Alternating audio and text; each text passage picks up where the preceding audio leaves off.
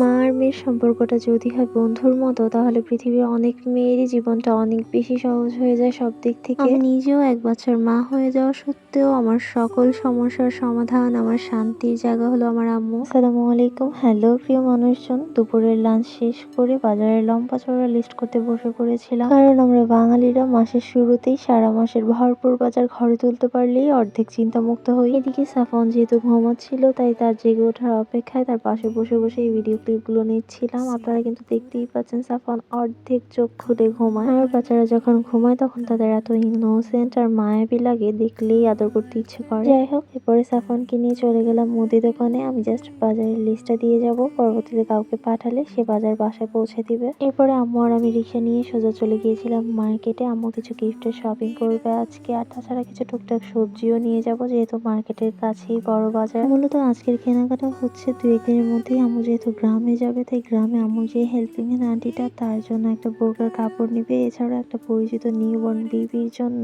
কিছু কেনাকাটা করবে। এদিকে ভেলপুরিওয়ালা মামার কাছে অতিরিক্ত মানুষ দেখে ভেবেছিলাম ভেলপুরিটা নিশ্চয়ই ভীষণ মজার হবে, তাই আমিও ভিড় জমিয়েছিলাম, কিন্তু তেমন আহামরি কিছুই ছিল না। যাই হোক, এরপরে চলে আসি বাজারে। আর বাজারে ঢুকতেই দেখলাম এত সুন্দর টমেটো বিক্রি করছে, আর টমেটোগুলোর দাম শুনে ইচ্ছে করছিল 5-10 কেজি একসাথেই নিয়ে যাই, কিন্তু খাওয়ার তেমন মানুষ নেই, তাই মাত্র 2 কেজি টমেটো নিয়েছিলাম এখান থেকে। এরপরে চলে গিয়েছিলাম পেঁয়াজ কিনতে। একটা সময় ছিল যখন মাত্র 1 কেজি পেঁয়াজের দামই ছিল 250 টাকা, সেখানে এক পালা মানে 5 কেজি পেঁয়াজের দাম নিয়েছিল 230 টাকা মাত্র। এরপর আম্মু ফুলকপি কিনছিল, ফুলকপিগুলো জোড়া বিক্রি করছিল 30 টাকা, যেখানে এলাকায় একটা ফুলকপির দামই নেয় 30 টাকা প্রায়। এভাবেই ঘুরে ঘুরে বাজার পরিস্থিতি দেখছিলাম, কিভাবে বাজার করতে হয় সেটা আম্মুর কাছ থেকে শিখছিলাম, কিভাবে দরদাম করতে হয়, কোথায় কি পাওয়া যায় সবটাই আম্মুর কাছ থেকে জেনে নিচ্ছিলাম। কোনো একটা সময় বাবা মায়ের সাথে সন্তানের বন্ধুত্বপূর্ণ সম্পর্ক হয়ে ওঠে, আর এই সম্পর্কটা যদি সুন্দরভাবে মেনটেন করতে পারে তাহলে একে অপরের ভরসার জায়গা হয়ে ওঠা যায়। আম্মু আজকাল একা কোথাও বের হওয়ার মতো সাহস পায় না, তাই হয়তো আমাকে না হয় ভাবিকে সাথে নিয়েই বের হয়, আর আমরাও চেষ্টা করি কোথাও বের হলে আম্মুকে সঙ্গী হিসেবে সাথে করিয়ে নিয়ে যাওয়ার। যাই হোক, আজকের মতো বাজার করা শেষ। আর অনেক কিছু কেনার ইচ্ছে ছিল কিন্তু বহন করার মানুষ ছিল না।